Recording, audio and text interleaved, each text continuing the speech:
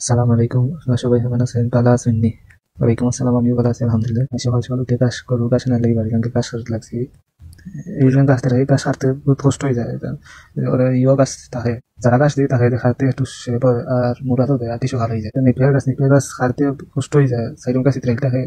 আর পানির মাঝে মধ্যে থাকে আর উপরে বাড়ি থাকে। আমার যেখানে গাছ সেখানে পানি তোমার আটই না থাকে না সময়। এখন তো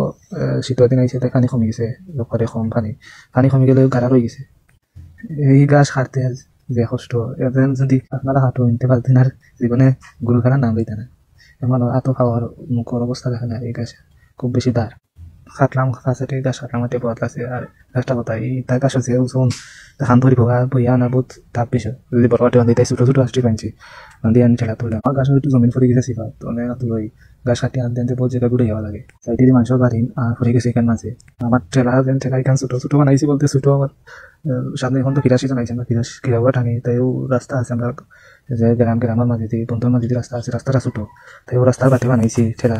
যে কিরাও টানা যায় গুফুর নেওয়া যায় বন্ধ লাগে আর 2 বছর আমরা টমেটো রয়েছিলাম টমেটো বন্ধ থেকে বই আনা লাগছে ঠেলা দিয়ে মানুষ দিয়ে তো আর অত টমেটো বই আনা সম্ভব নয় বহুত দুসে মানা নিয়েছিল ঠেলা ফাঁসাটি তোলা মানে দেখা যায় আর সম্ভব নয় ঠেলা আর তো না তো কাটা বাদ দিয়া ঠেলা বান দিয়া লইয়া আইরাম বাড়ি এটা কথা ভাই যারা ইউটিউবে দেখে ভিডিও দেখে যে গরু খাইতে আসো যে গরু কিনে গেলাম কিনে স্বপ্ন যে গরু খামাইলাম যদি নিজে পরিশ্রম করতে পারো না তো গরু কিনে থাকি না একদিন যদি গরু ঘাস কাটোয় না গোবর বা গরু দোয়ানি গরু ঘাস কাটা বা ইত্যাদি গরুর যাবতীয় কাম করেন যদি তাই করতে পারেন যদি আপনার ফার্ম যে মনে করেন যে আমি ফার্মো যে এটা আমি পরিশ্রম করতে পারি তাইলে অবশ্যই গরু ফালবা বাড়িতে নিয়ে ঘাস কাটিয়ে গরুর ঘাস কাটতে হয়তো 5-6টি গাছ তো বুঝতে হয় মেশিন নাই মেশিন না থাকার কারণে দাস আছে খাসির মতো দা আছে দাঁতে কাটতে অনেক সময় লাগে হাতা করে খাটা লাগে কিন্তু সাইরেন করে বইয়া খাটা লাগে মানে সমান করি বেশি বড় হইলেও খাইতে পারি না কিছু হয়ে যায় আর ওই যারা কথা হইতাম ইয়া যায় উচ্চ হয় না আমার বিকালে আবার নেড়া আনা লাগে যদি কত নেড়া ছিল নেড়া আনা লাগে আর যেগুলা নেড়া মিলে নাই তো গাছ আবার আনা লাগে বা গাছ বেশি আনা লাগে গাছ দেওয়ার পরে বাইরে দেখো সালিয়া তো ইয়ে হচ্ছে না সার দিছে না টিন লাগছে না টিন না লাগালে মানুষের আমার টিন না লাগানিয়ে রাখতে পারো খুব বেশি ঠান্ডা লাগে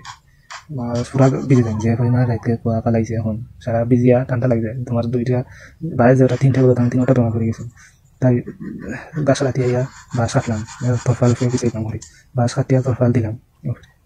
তরফাল দিলাম যেন বাইকে যে কুয়াটা করে কুয়াটা যেন গরুর ফেনা হলে আর আমি তোমাকে পারেন তারপর গেলাম কি বন্ধ বিকালে 2টা বন্ধ আমার অনেক যত সবজি আছে বা সবজি ইনশাল্লাহ আগামীতে এটা বিদ্যুৎ দিব যদি আপনার সাপোর্ট করেন ইনশাল্লাহ